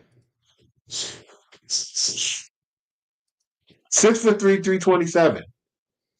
He's built to be a defensive tackle. He's probably and he used to be bigger. He used to be 360 pounds. He lost weight. You go watch him play. Powerful punch with his hands. When he hits a offensive lineman in the shoulders, the offensive lineman moves. He just does. He moves guys. Anchors against the He anchors well against double teams, which, if you're going to double team him, he's going to stand his ground. He's going to hold that position in the pocket, which is going to allow the linebackers to come downhill and make plays. It's also going to allow a guy like Ed Oliver to win his one-on-one matchup with technique, right? Yep. And get in the backfield, cause some negative plays. That's what you want. The Buffalo Bills want to cause negative plays only because it forces teams to then have to throw the football. So if you get a guy like Tyreek Williams, while he doesn't offer you much in the pass rush technique, in the pass rush scheme, in pass rush production, there's nothing in his profile or obviously, pass production will tell you he was not much of a pass rusher in college, but he definitely has the frame to be a better pass rusher in the future. So, you just hope for it. If it doesn't happen, whatever. But he's a good run defender. That's something that Bills fans always complain about is, we stink against the run. Well, let's just add a guy here that's going to help us a lot against the run. Now, listen, Xavier Watts is a tempting pick right here because I think he's a guy that can come in and immediately play and get a guy that's, I think he can come in immediately and be an upgraded safety over, either one of the guys we currently have starting. But I'm not going to take him because I'm doing what I'm just going to do what I think the Bills should do. Tyler Williams makes a world of sense to me right here. Helps with our run defense.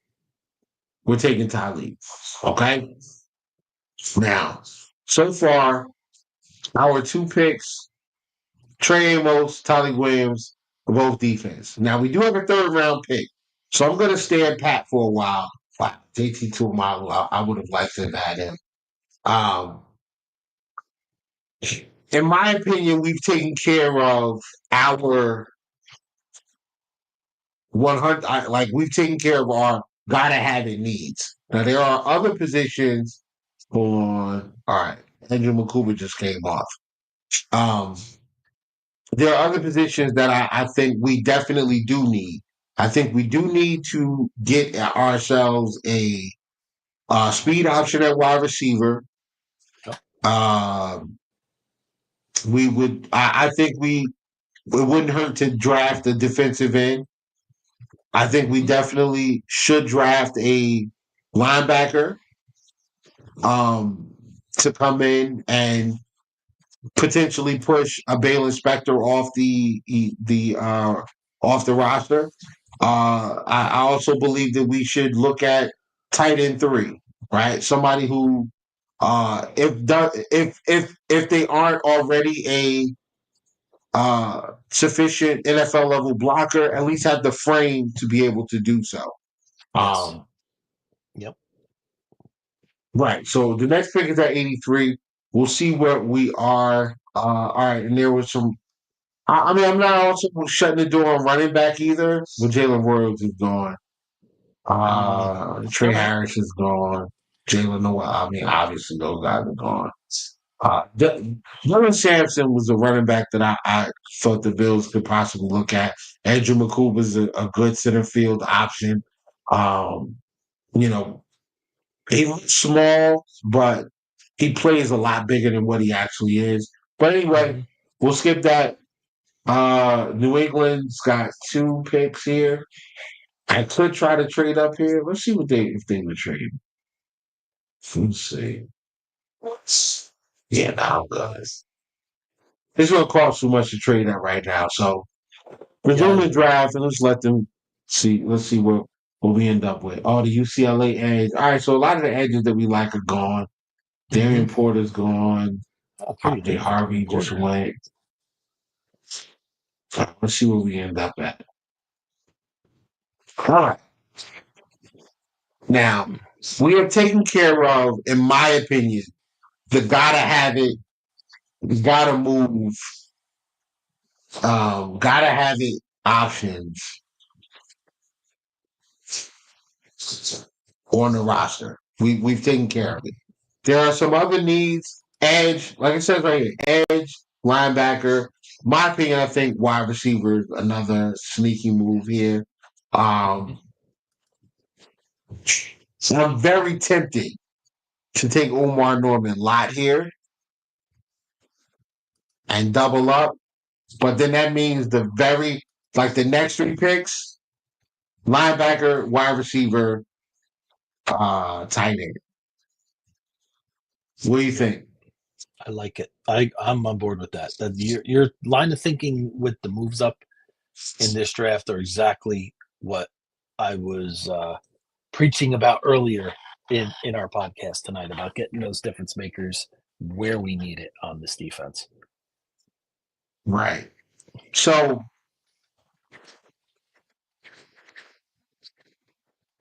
two things here. Omar Norman Lott makes all the sense.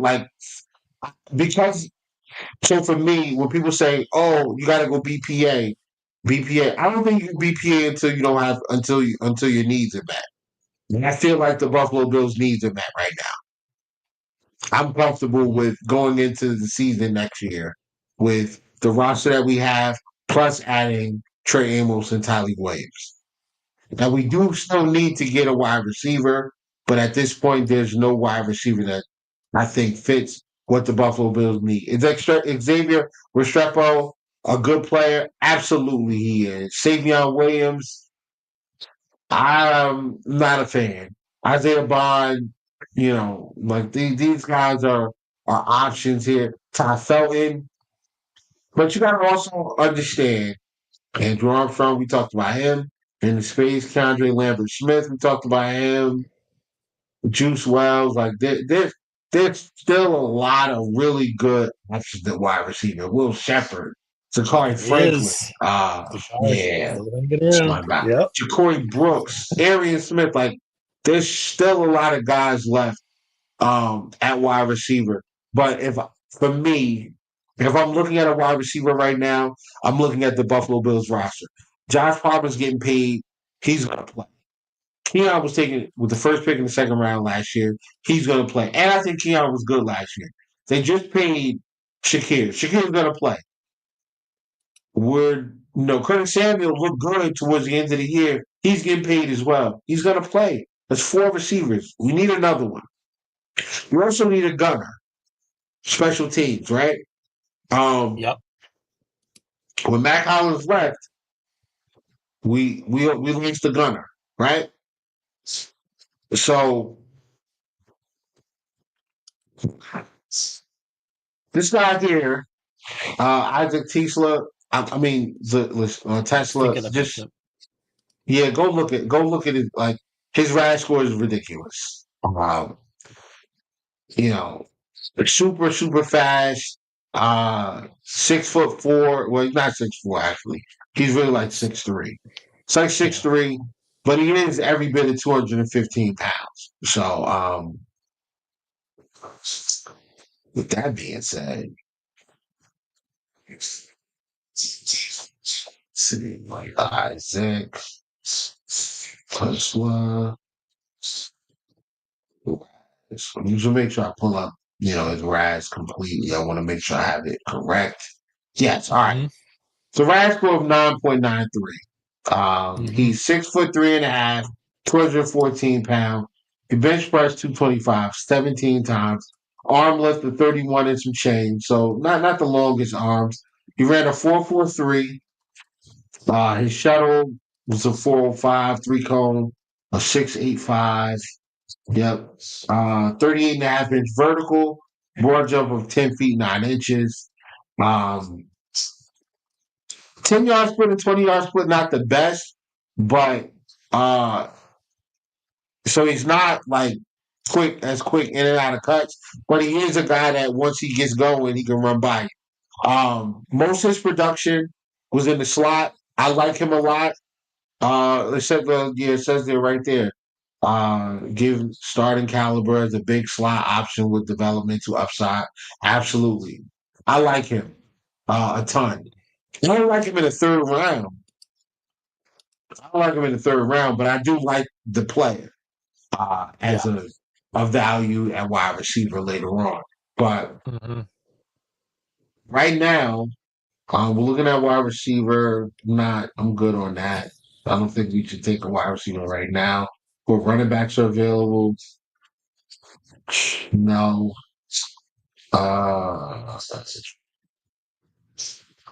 Sage. I do like Elijah Roberts. I also like Axon Jalali. Baron Sorrell is another guy I like a lot. Just kind of feel like this is a little too rich for those guys right now. Um, you know what? Let me entertain this trade back option. Seattle wants to trade. I'm not trading with the Chiefs. They want to kick rocks. Yeah, no. Yeah, that's a negative. We're not trading with the Chiefs.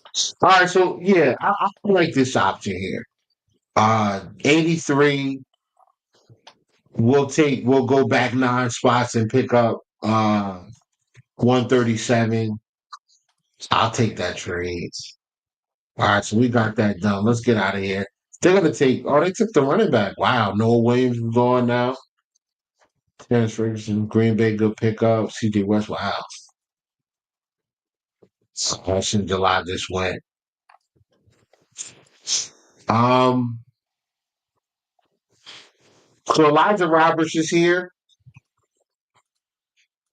He is a fit one. He's a 1,000,000% fit for the Buffalo Bills. 6'4", 295 pounds. Mm-hmm. Listen, so he's not the bendy speed guy. He is a collapse the pocket guy. Great edge setter against the run. He is violent, extremely violent. Like he tries to run through everybody. I watched some of his film, and I'm in this draft chat. These guys are sending out like different videos and things like that. And his reps, man, he's so physical, so physical. So perfect for the Buffalo Bills. Yes. Yes, he is a demon. 100%. This is a guy you bring. I think this is a guy you bring in with the. If you look at him, you say he's not a starter this year, but I'm comfortable next year if Bosa walks away because he's had a good season and we can't re-sign him, and we just decide we're not going to move on with AJ Epinesa. This guy gives you that option because he's really good against the run and but he really just throws tackles out of the way and makes plays on the football. The perfect type of condensing edge, bull rush defensive end that you need when you are playing against quarterbacks that are extremely mobile and difficult to bring down. Your Mahomes, Lamar Jackson, to a lesser extent, Justin Fields, who we'll see now because he's in the AFC East. We're also playing the North. So, what I don't know what happens with the quarterback situation in Pittsburgh. Joe Burrow, we're gonna have to deal with at some point this year as well. That's another guy. Like we want to condense the pocket around him, not give them a place to go, and really constrict the pocket around these guys and get them on the ground.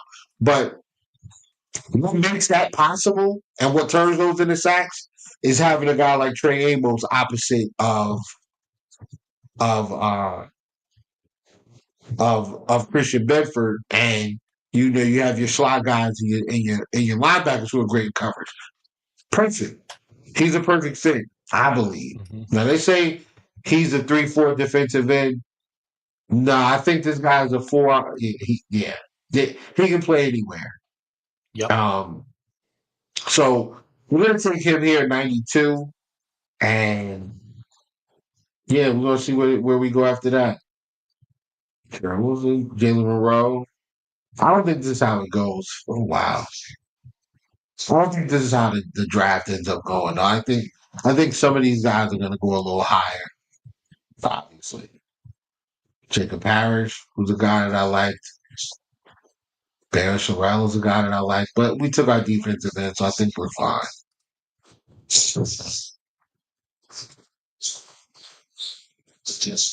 Oh, Isaac Teasley just went off the board, bro. There are some other options that we have discussed, and is our guy Jalen is still out there? Jalen Lane? Yeah, but he's not a gunner though. No. Wow, that stinks. That stinks. All right. Yeah, I was not expecting that. All right. So let's go over our picks.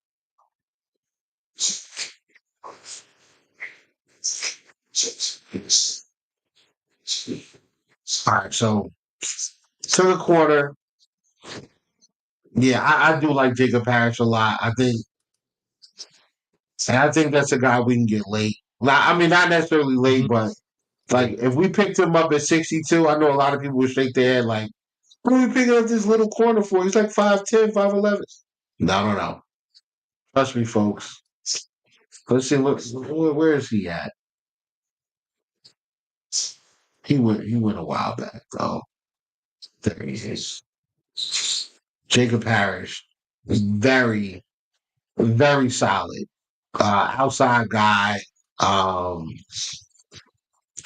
undersized, but I mean, like, 5'10", 198. Doesn't matter. Uh, he's he's a very good player. Um, very good player. You play him on the outside, you play him at the nickel, doesn't matter. He's good. Like he's very good. I like him a lot. I want to put standout track athlete. I'm not a track guy, but I think a 10.47 is pretty fast. I think that's pretty good. I think Olympic guys are running a little under 10 or close to 10. I don't know. Don't get me the line, but yeah, Jacob Parrish is another one. Like him and Noah Williams are like the guys. Like if we don't get a Trey Amos or a Benjamin Morrison or Siobhan Ravel, those are the guys. Like you bring them in and they're fine. They're gonna be physical against the run. They're gonna come down and run support. They're gonna tackle well. They're going to be fine playing with their, facing the quarterback in off coverage. If you need them to play press man, they can do it. They're physical enough to do it even against bigger receivers. Like it works. So Jacob Parrish, another one I like a lot. But where are we?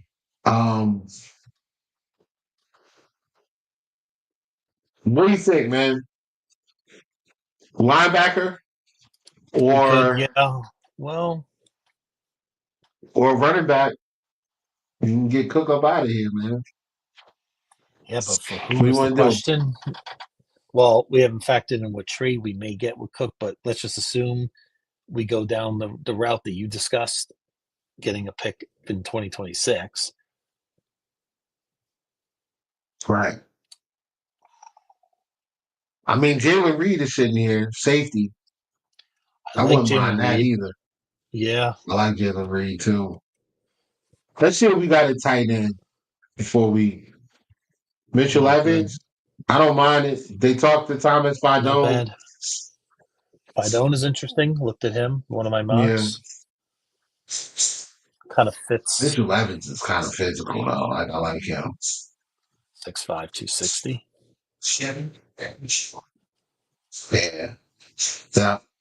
I like him. And right there, contributing tight end too, due to reliable blocking and hands through contact. Sounds like a Bill Z type tight end to me, especially for a I third agree. option. Yep. Do you think he'll be there at 170? Questionable? look like it. Looks like he's going at 156 a lot. His Yeah, average. it's right on that line. It just depends on. What do you think of Jaden Blue? Stop fumbling issues, bro. You know how I feel about that. Pass. I'm out. How about ETN? Any thoughts on ETN from Georgia? I don't mind. I don't mind ETN. You know what it is though. ETN reminds me too much of Ray Davis. Yeah, we know Like to not to. me, he just reminds me like he's too much. To me, he's just too much like Ray Davis. I mean, we could double up and go get a Joshua Farmer here, That and wouldn't be so then worry bad. about running back later. Well, what running backs are left?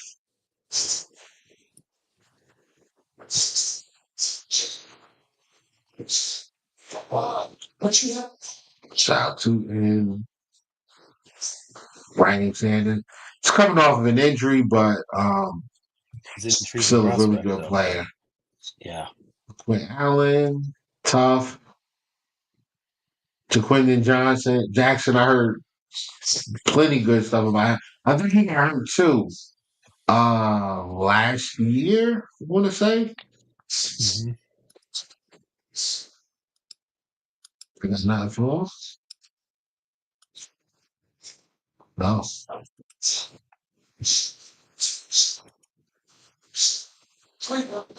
Yeah, no. All right. Let's go. 'Cause it's getting late. All right. What do are you you going to think? do here? All right. So running back, tight end, and the last position I'm going to look at is linebackers. I like Barrett Carter a lot. I think he's a guy that can come in Barrett and Carter? play. Yeah. 6'1", 230. I like Carter a lot, man. I mean, I could definitely sign really off solid. on the linebacker. Yeah, especially just what's available. Yeah, Wide linebacker's getting receiver. kind of thin too. Yeah. You know what? This guy right here, King Medrano. He's not bad. Let me see. Do they have Sean? Well, we Son know. Dolak. Never mind. Yeah, we know where we're going. All right, so We're we don't taking have to worry Dolak. about running back. Yeah, we know where we're going with running back. All right. I mean, we know where we're going. So what do you think? Running back or tight end here? I would I'm say leaving it up to you. I'm just not in a belief we're going to trade James Cook this weekend. So I would go tight end at this point. All right, there we go. Tight end. Are we going with Mitchell Evans? Yeah. Yeah? Yep. Absolutely. All right. Especially considering There it Dalton is. Kincaid's off and on injury issues, it's good to have more insurance, especially for the type of sets we're going to run. I agree. Next pick, are we thinking wide receiver? Wow, we probably should have went wide receiver right there. Oh, but you know what? Wait, hold on. Pat Bryant. Let's make this deal, man.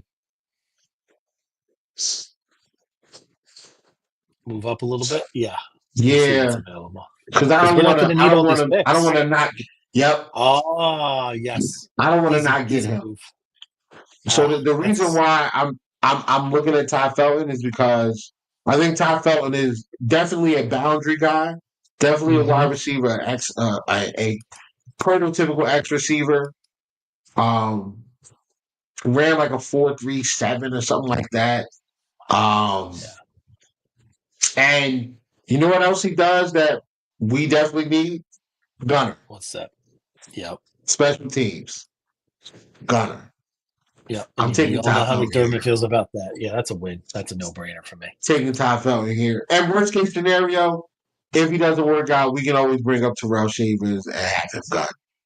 Mm-hmm. All right. Next pick is 177. Let's pray that Sean Dolak doesn't get picked up. I don't think he will. Yeah, I'd be very surprised if he does. Jalen Lane went to the Cowboys. It's gonna be crazy. Imagine the Cowboys having what's that fast dude they already got? I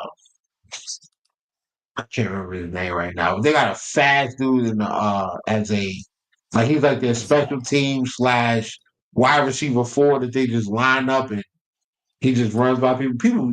People used to kill me with him on Madden. Is that right?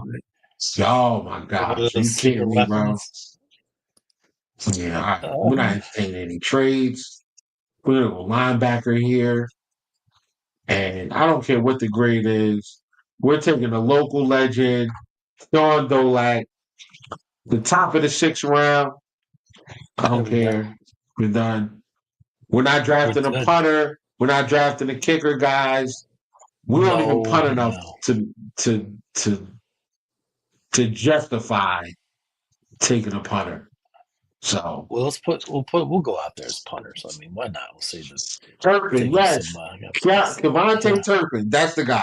So if they get Turpin and they get Jalen Lane, oh my goodness. I'm playing with the Cowboys in that next year. Yeah, if we didn't get Ty Felton there, I was really targeting Lane with our next pick. Yeah. But you can't pass up Ty Felton at that point.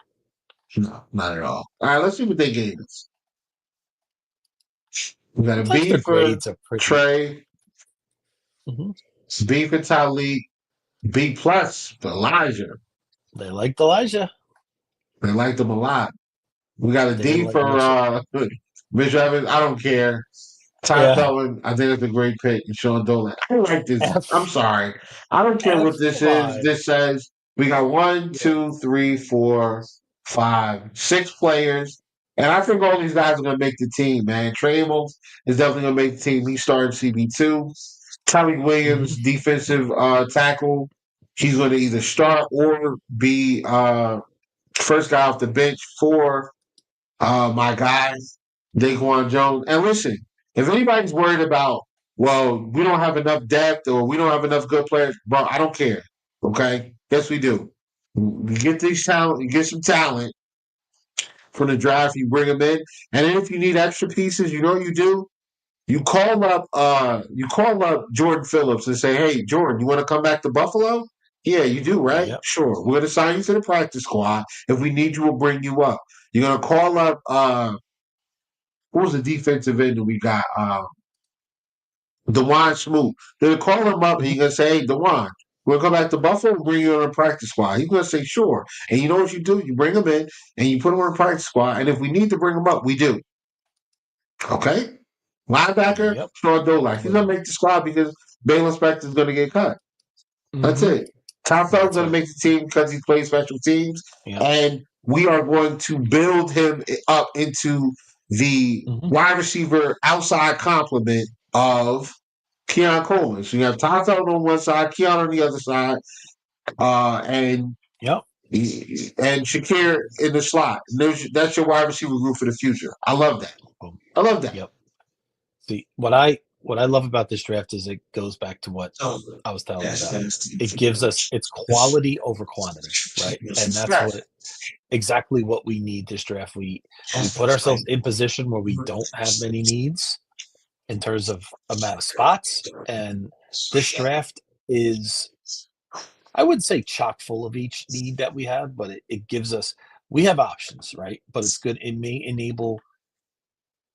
require Brandon Beane to trade up and make that happen, but we do have the arsenal to do it. So I'm very confident. And I really like Elijah Roberts. That pick makes so much sense, Whittle, because of what you said about Bosa, and we don't know about his injury history, right? We know he's had some issues. You can never have enough depth there, but we're not taking it in the first round or the second round. That's where we need a Trey Amos. That's where we need a Tyleek Williams. Those are our two pressing needs. So I love it. I'm giving you an A for that, Whittle. I'm going solid, Janice. Hey, man, I mean, listen, we can always get better. Sure. So, I mean, I just think it's a draft that I'm comfortable with, that fits the needs of the team. And it's not a draft where we're taking guys that are going to be on a practice squad and then they're going to get plucked by teams that stink. And then they're going to go to these other teams and they're going to contribute. I don't like that. I don't want to continue to do that. No, we don't want to hook up Florham Park. We're good with that. We're okay. We don't need to hook. Right. So or Miami. that's what we are. I think I'm done, bro. You got anything else? Listen, that's all I had. I mean, we went 2 full hours tonight, and I want to thank everyone in the group chat. It's great to see Nautica, Carlos, Yuji. Good to see you, Andrew. So many awesome people, and Whittle. I mean, this whole draft process, it's been great. Always love going through this with you. You're one of the best. I don't care what anybody says about the 97% wrong and all that other stuff. It's a joy. And remember, Whittle's he's going to be on the Keep show going, tomorrow. bro. Please look out for Third and Manageable tomorrow. And at 8 o'clock, we'll have Student and Matt and Whittle will be there. And we're going to have some more shows over the weekend. I may pop in at some point over the weekend. So look for other shows. I do have a Sabre podcast for any Sabre fans out there that are still hanging on. We will do that every Saturday at 10 a.m. Eastern. But we'll have some more draft stuff as well. So great stuff coming up. And next week, we will review our draft, our 2025 draft, and we'll give some grades. Maybe we want to hear from you. We want to hear what you think about it as well. So please feel free to come back next week. And remember, go to Do Champions at Twitter, and please go to the top of the page and get on that Christian Benford contest, giving away a authentic signed Christian Benford jersey. Who wouldn't want that? All you got to do is subscribe to Do Champions on YouTube. It's quick. You don't have to pay for it. You just go in, subscribe, boom, done. We appreciate it. We really appreciate if you do that for us. It really helps our network. It's going to help us grow and to give you more content that we want you to give you. So definitely get in there. Hey, and you may walk away with an excellent jersey. And we're going to have more contests coming up. Maybe on here on Coast to Coast. I know on our Sabre podcast, Matt and I are going to give some stuff away. We're going to do a lot of stuff coming up there. So lots coming up, Will. That's all I had. That's it. All right. Another thing. So tomorrow you'll see. I know Beyond just went through some stuff. Tomorrow you're going to see some shorts of prospect versus prospect before the draft. One will be Kim Grant versus Derek Harmon, Trey Amos versus Siobhan Ravel, Tyler Williams versus Tyler Williams. I mean, so it's going to be that style of player. I may do one with Ty Felton and Isaac Tesla. Tesla. I keep calling him Tesla. I don't know. Yeah, it's that name. It's the spelling. You just want to say Tesla. I don't know, but yeah, that's what I'm gonna do. I'll put a couple of those out. Those will be on Do Champions. We'll probably pump those through social media as well. Through different social medias, whether it's Facebook, blah blah blah. Cool Paul at 30, boys. Let's get it. Hey, listen. I'm telling you guys right now, there's been a little bit of smoke about the Bills taking Carson Schwetzinger, linebacker from UCLA, pick 30. If the Bills take a linebacker at pick 30, I am going to break my television. Brandon Beane will owe me a TV if he takes a linebacker in the first round. Listen. We can't be having that. I don't want to see a graphic with Whittle out there going viral, breaking his TV. We don't want that. Okay. It's going out the window, bro. It's going out the window. It's going out the window. It just is. Yeah, I know. If they take a linebacker, I would. It's almost like what Leishon said. He'll be done with the Bills if they took a corner a couple of years ago. Remember? So it's a similar thing. So I don't anticipate it. I wouldn't worry about it. I would be stunned. I think we take a linebacker for sure. I think taking a linebacker has a benefit for sure. If you also consider we don't know what Matt Milano's going to do next year, right? Then they may have a plan that we don't know about. But even so, I think it's just imperative to get some quality. But that's something I'm not interested in doing before we address our other big needs. Yeah. All right, so listen, the draft is tomorrow, and we're gonna get out of here. But before we go, I just want to mention and shout out a couple of people. Obviously, Do Champions, thank you guys for the platform. I also want to send a shout out to Jarrett, to Justin, to Tone, Thomas. God, I feel like I'm about to miss somebody. Joe, Patrick, all of all of the Bills Mafia family on Twitter. Kevin Mashiri, big shout out to him. Cover One, the Post Podium Podcast. Shout out to Aramis and Key. We appreciate the coverage that you guys have been putting out there. Big shout out to all of the Bills content creators that have been drilling home this draft stuff, putting out really good information, even if I don't necessarily agree with it. It's cool that we have different perspectives, different things that we believe, but ultimately we all want the same thing, which is a Super Bowl parade in downtown Buffalo. So shout out to all of the different networks that put out content.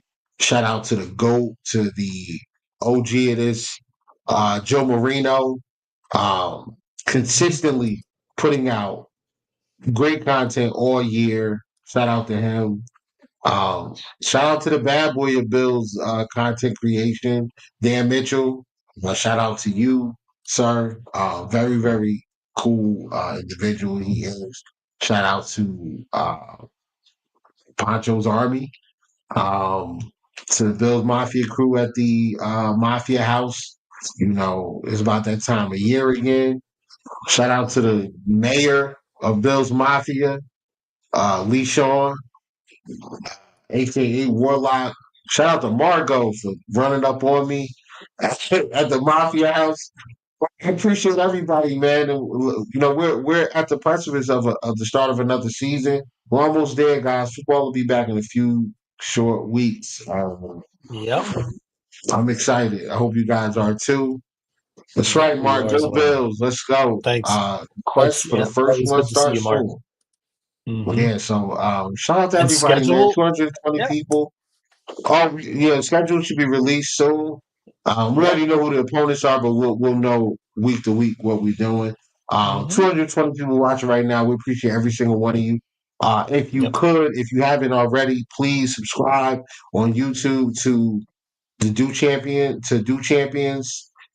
Subscribe to Coast to Coast. Definitely like these videos, share them, please. Definitely helps us out a lot if you do that. And let's keep having conversations and heated discussions about these Buffalo Bills. They drive us crazy. So let's keep the passion going, guys, man. Let's get ready for the 2025-2026 season. Have a good night, everybody. Beyond, thank you as always, and go Bills, man. We out of here. Good night. Good night.